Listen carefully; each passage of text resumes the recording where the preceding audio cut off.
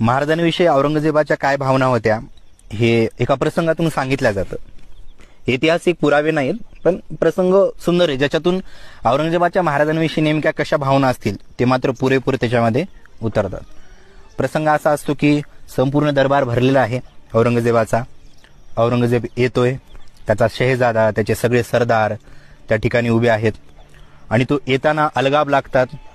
अलगाब त्याच्या त्या पदव्या ऐकल्याच्या नंतर खिन्नपणे औरंगजेब फिरत फिरत फिरत आपल्या शहजाद्याकडे बघतो, थांबतो आणि म्हणतो की ज्या पदव्या म्हणजे ज्या अलगाब जे असतात ज्याच्यामध्ये त्याला वेगवेगळ्या पदव्या दिल्या, शहनशाह हिंद गाझी वगैरे वगैरे, त्या पदव्या ऐकल्याच्या नंतर तो खिन्नपणे मग म्हणतो की ये सब फिजूल है शहजादे, चंगेज और तैमूर के खून ने कभी शिकस्त नहीं देखी.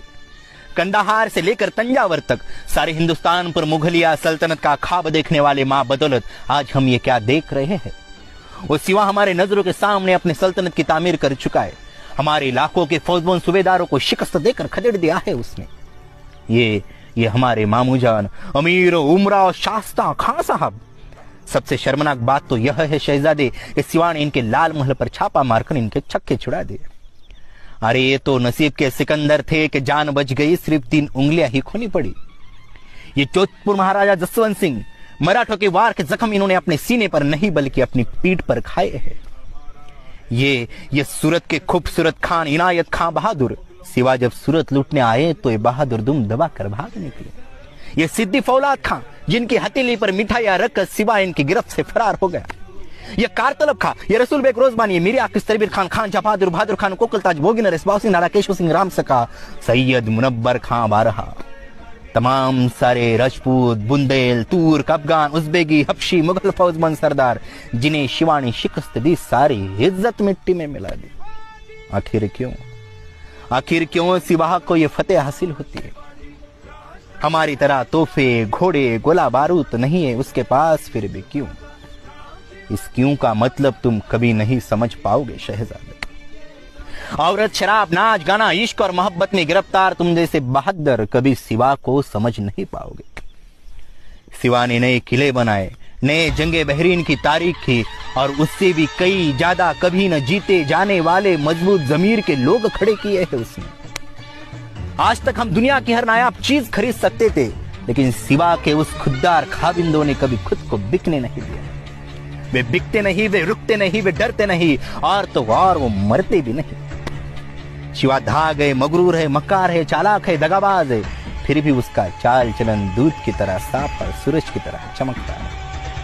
आधी काय म्हणतो तो, मक्कार म्हणतोय, दगाबाज म्हणतोय, पण सोबतच आधी पहिले त्याची नाचिकती पूर्ण सगळे सोबतच चारित्र्याचा विचार करतोय की महाराजांची पूर्ण जी काय असेल त्याच्या मनात जेवढा काही द्वेष वगैरे असेल तो सगळं बोलून टाकलं. एक शत्रु धाग है, मगरूर है, मक्कार है, चालाक है, दगाबाज है, आणि नंतर काय असेल त्याचे फिर भी उसका चाल चलन दूध की तरह साफ और सूरज की तरह चमकता है.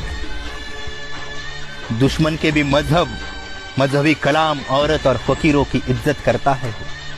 इसलिए उसकी दौलत और शोहरत बुलंद मीनार की तरह आसमां की तरफ सर उठाए बढ़ रही है.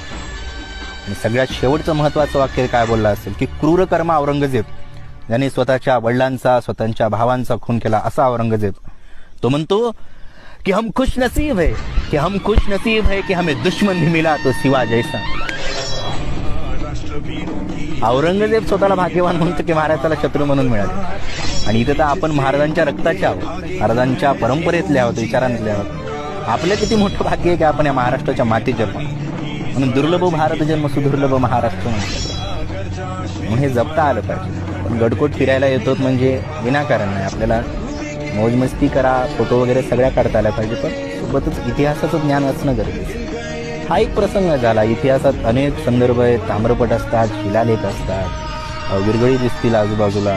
अनेक ठिकाणी इतिहासानं आपल्या अनेक पाऊलखुणा आपल्या आजूबाजूला सोडले. फक्त इतकंच आहे की आपल्याला त्याकडे पाहता आलं. एकदा इतिहासाचा वेळ लागला की मग माणूस इतिहास घडवल्याशिवाय थांबत नाही.